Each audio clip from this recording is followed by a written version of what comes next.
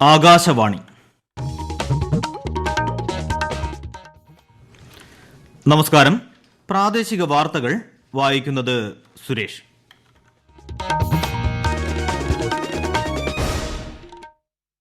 പ്രധാന വാർത്തകൾ. കേരളത്തിൽ ലോക്സഭാ തെരഞ്ഞെടുപ്പിനുള്ള നാമനിർദ്ദേശ പത്രികാ സമർപ്പണം നാളെ അവസാനിക്കും. സംസ്ഥാനത്ത് പ്രചാരണം ഉച്ചസ്ഥായിയിൽ. പത്രികാ സമർപ്പണത്തിനായി UDF സ്ഥാനാർത്ഥി രാഹുൽ ഗാന്ധി വയനാട്ടിൽ. കോഴിക്കോട് LDFന്റെ എളമരം കരീമും NDAയുടെ MT രമേശും പത്രിക നൽകി. SSLC ഹയർ സെക്കൻഡറി പരീക്ഷകളുടെ മൂല്യനിർണ്ണയ ക്യാമ്പിന് സംസ്ഥാനത്ത് തുടക്കമായി. സ്വർണ്ണവില സർവകാല റെക്കോർഡിൽ. പവന് 51,280 രൂപ. ISL ഫുട്ബോളിൽ കേരള ബ്ലാസ്റ്റേഴ്സ് ഇന്ന് ഈസ്റ്റ് ബംഗാളിനെ നേരിടും. മത്സരം രാത്രി 7:30 കൊച്ചിയിൽ. വാർത്തകൾ വിശദമായി. ലോക്സഭാ തെരഞ്ഞെടുപ്പിനുള്ള നാമനിർദ്ദേശ പത്രികാ സമർപ്പണം നാളെ സമാപിക്കാനിരിക്കെ കേരളത്തിൽ പ്രചാരണം ഉച്ചസ്ഥായിയിൽ. 3 മുന്നണികളും മണ്ഡല പര്യടനവും തെരഞ്ഞെടുപ്പ് കൺവെൻഷനുകളും സംഘടിപ്പിക്കുന്നുണ്ട്. പരമാവധി വോട്ടർമാരെ നേരിട്ട് കാണാനുള്ള ശ്രമത്തിലാണ് സ്ഥാനാർത്ഥികൾ. ദേശീയ നേതാക്കൾ പ്രചാരണത്തിനായി കേരളത്തിൽ എത്തിത്തുടങ്ങി. മാർച്ച് 28-നാണ് കേരളത്തിൽ നാമനിർദ്ദേശ പത്രികാ സമർപ്പണം തുടങ്ങിയത്. സൂക്ഷ്മ പരിശോധന 5-ന് നടക്കും. ഈ മാസം 8 വരെ പത്രിക പിൻവലിക്കാം. 26-നാണ് കേരളത്തിൽ വോട്ടെടുപ്പ്. ജൂൺ 4-നാണ് വോട്ടെണ്ണൽ. സിറ്റിംഗ് MPയും UDF സ്ഥാനാർത്ഥിയുമായ രാഹുൽ ഗാന്ധി പത്രിക സമർപ്പിക്കാനായി വയനാട്ടിൽ എത്തി. നേതാക്കൾക്കൊപ്പം റോഡ് ഷോ നടത്തുന്ന രാഹുൽ അല്പസമയത്തിനകം പത്രിക സമർപ്പിക്കും. സഹോദരി പ്രിയങ്ക ഗാന്ധിക്കൊപ്പമാണ് രാഹുൽ ഗാന്ധി പത്രിക സമർപ്പിക്കാനെത്തിയത്. വയനാട്ടിൽ LDF സ്ഥാനാർത്ഥി ആനി രാജ ഇന്ന് പത്രിക സമർപ്പിച്ചു. പത്തനംതിട്ട മണ്ഡലത്തിൽ UDF സ്ഥാനാർത്ഥി ആന്റോ ആന്റണി പത്രിക സമർപ്പിച്ചു. NDA സ്ഥാനാർത്ഥി അനിൽ K ആന്റണിയും പത്രിക സമർപ്പിച്ചു. LDF സ്ഥാനാർത്ഥി ഡോക്ടർ TM തോമസ് ഐസക് കഴിഞ്ഞ ദിവസം പത്രിക സമർപ്പിച്ചിരുന്നു. കൊല്ലത്ത് NDA സ്ഥാനാർത്ഥി G കൃഷ്ണകുമാർ പത്രിക സമർപ്പിച്ചു. UDF സ്ഥാനാർത്ഥി NK പ്രേമചന്ദ്രൻ നാളെ ഉച്ചയ്ക്ക് പത്രിക സമർപ്പിക്കും. LDF സ്ഥാനാർത്ഥി M മുകേഷ് ആദ്യ ദിവസം തന്നെ പത്രിക സമർപ്പിച്ചിരുന്നു. കോട്ടയം മണ്ഡലത്തിലെ LDF സ്ഥാനാർത്ഥി തോമസ് ചാഴിക്കാടൻ, NDA സ്ഥാനാർത്ഥി തുഷാർ വെള്ളാപ്പള്ളി എന്നിവർ ഇന്ന് പത്രിക നൽകി. UDF സ്ഥാനാർത്ഥി K ഫ്രാൻസിസ് ജോർജ് നാളെ പത്രിക നൽകും. കോഴിക്കോട് LDF സ്ഥാനാർത്ഥി എളമരം കരീമും NDA സ്ഥാനാർത്ഥി MT രമേശും പത്രിക സമർപ്പിച്ചു. വടകരയിൽ LDF സ്ഥാനാർത്ഥി KK ശൈലജയും പത്രിക നൽകി. കണ്ണൂർ മണ്ഡലത്തിൽ നിന്ന് LDF സ്ഥാനാർത്ഥി MB ജയരാജൻ നാമനിർദ്ദേശ പത്രിക നൽകി. NDA സ്ഥാനാർത്ഥി C രഘുനാഥും പത്രിക സമർപ്പിച്ചു. UDF സ്ഥാനാർത്ഥി K സുധാകരൻ ഉച്ചയ്ക്ക് ശേഷം പത്രിക നൽകും. കാസർഗോഡ് മണ്ഡലത്തിൽ UDF സ്ഥാനാർത്ഥി രാജ്മോഹൻ ഉണ്ണിത്താനും LDF സ്ഥാനാർത്ഥി MB ബാലകൃഷ്ണൻ എന്നിവരും പത്രിക നൽകി. പാലക്കാട് ഇപ്പോൾ മീനവെയിലും തെരഞ്ഞെടുപ്പ് ചൂടും തമ്മിലാണ് മത്സരം. സ്ഥാനാർത്ഥികൾ നാമനിർദ്ദേശ പത്രികകൾ സമർപ്പിച്ചു തുടങ്ങിയതോടെ വരും ദിവസങ്ങളിൽ മത്സരം തീപാറും.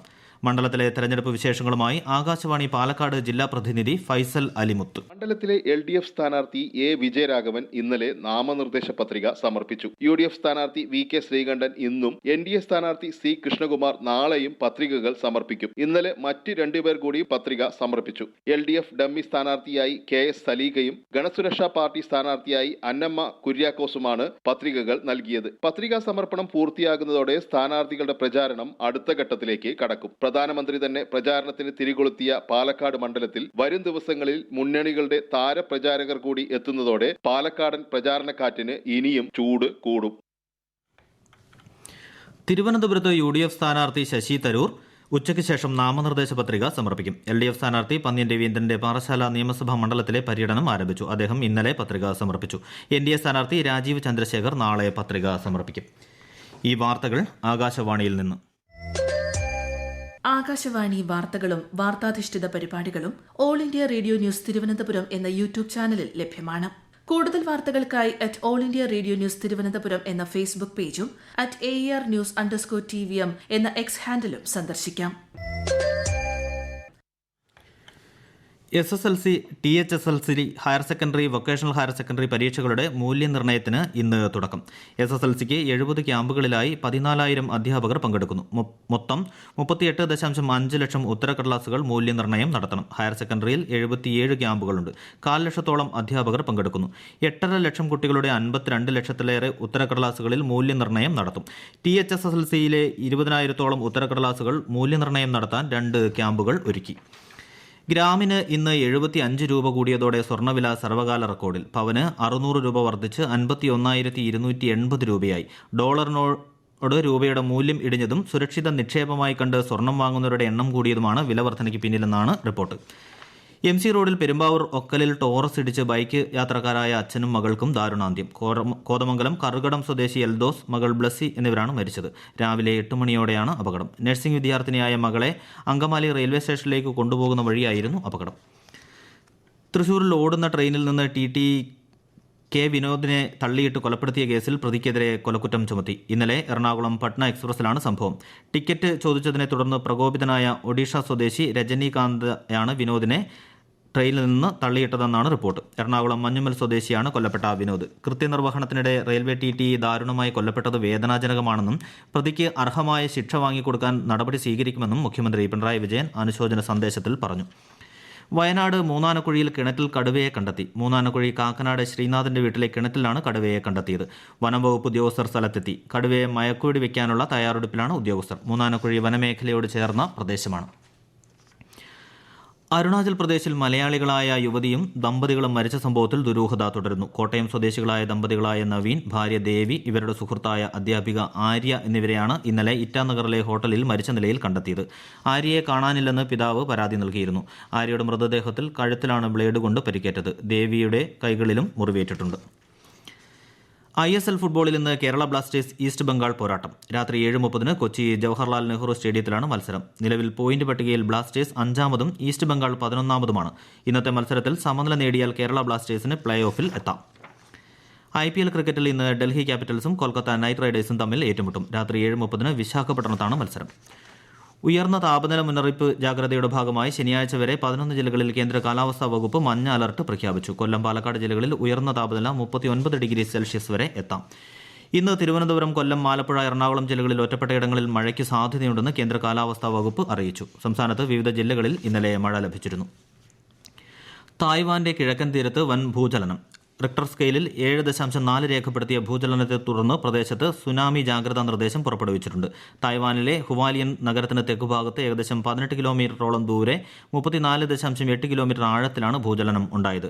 കഴിഞ്ഞ 25 വർഷത്തിന് ശേഷം തായ്വാനിലുണ്ടാകുന്ന അതിശക്തമായ ഭൂചലനമാണ് ഇതെന്ന് തായ്പേയ് ഭൂകമ്പ ശാസ്ത്ര പഠന കേന്ദ്രം ഡയറക്ടർ വു ചിയൻഫു പറഞ്ഞു. അപകടത്തിൽ നിരവധി കെട്ടിടങ്ങൾ ഭാഗികമായി തകർന്നതായാണ് പ്രാഥമിക വിവരം. സംസ്ഥാനത്ത് മാർച്ചിലെ റേഷൻ വിതരണം പുനരാരംഭിച്ചു. ഇന്നലെ 1.94 ലക്ഷം പേർ റേഷൻ വാങ്ങിയതായാണ് കണക്ക്. റേഷൻ കാർഡ് ഉടമകളിൽ 77.44% പേർ ഇതുവരെ റേഷൻ വാങ്ങി. ഈ മാസം 6 വരെ മാർച്ചിലെ റേഷൻ വാങ്ങാം. ഏപ്രിലിലെ റേഷൻ വിതരണം 8-ാം തീയതി ആരംഭിക്കും. കേന്ദ്ര പൊതുമേഖലാ സ്ഥാപനമായ HLL ലൈഫ് കെയർ ലിമിറ്റഡിന്റെ പുതിയ മാർക്കറ്റിംഗ് ഡയറക്ടറായി N അജിത്തിനെ കേന്ദ്ര ആരോഗ്യ കുടുംബക്ഷേമ മന്ത്രാലയം നിയമിച്ചു. HLLൽ മാർക്കറ്റിംഗ് സീനിയർ വൈസ് പ്രസിഡന്റ് എന്ന നിലയിൽ പ്രവർത്തിച്ചു വരികയായിരുന്നു.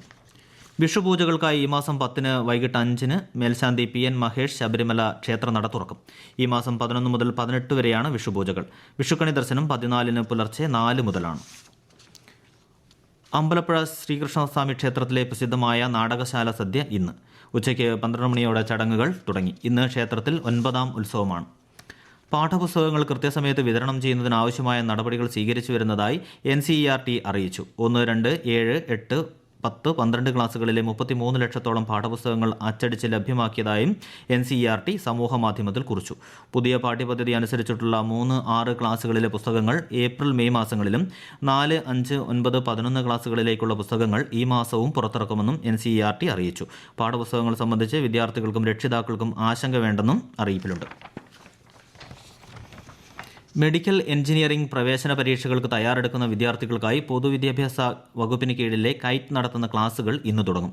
രാത്രി 7 മുതൽ കൈറ്റ് വിക്ടേഴ്സ് ചാനലിലാണ് ക്രാക്ക് ദ എൻട്രൻസ് എന്ന പേരിലുള്ള പരിപാടി. പ്രധാന വാർത്തകൾ വീണ്ടും. കേരളത്തിൽ ലോക്സഭാ തെരഞ്ഞെടുപ്പിനുള്ള നാമനിർദ്ദേശ പത്രികാ സമർപ്പണം നാളെ അവസാനിക്കും. സംസ്ഥാനത്ത് പ്രചാരണം ഉച്ചസ്ഥായിയിൽ. പത്രികാ സമർപ്പണത്തിനായി UDF സ്ഥാനാർത്ഥി രാഹുൽ ഗാന്ധി വയനാട്ടിൽ. കോഴിക്കോട് LDFന്റെ എളമരം കരീമും NDAയുടെ MT രമേശും പത്രിക നൽകി. SSLC ഹയർ സെക്കൻഡറി പരീക്ഷകളുടെ മൂല്യനിർണ്ണയ ക്യാമ്പിന് സംസ്ഥാനത്ത് തുടക്കമായി. സ്വർണ്ണവില സർവകാല റെക്കോർഡിൽ. പവന് 51,280 രൂപ. ISL ഫുട്ബോളിൽ കേരള ബ്ലാസ്റ്റേഴ്സ് ഇന്ന് ഈസ്റ്റ് ബംഗാളിനെ നേരിടും. മത്സരം രാത്രി 7:30 കൊച്ചിയിൽ. പ്രാദേശിക വാർത്തകൾ കഴിഞ്ഞു. അടുത്ത വാർത്താ പ്രക്ഷേപണം 12:50.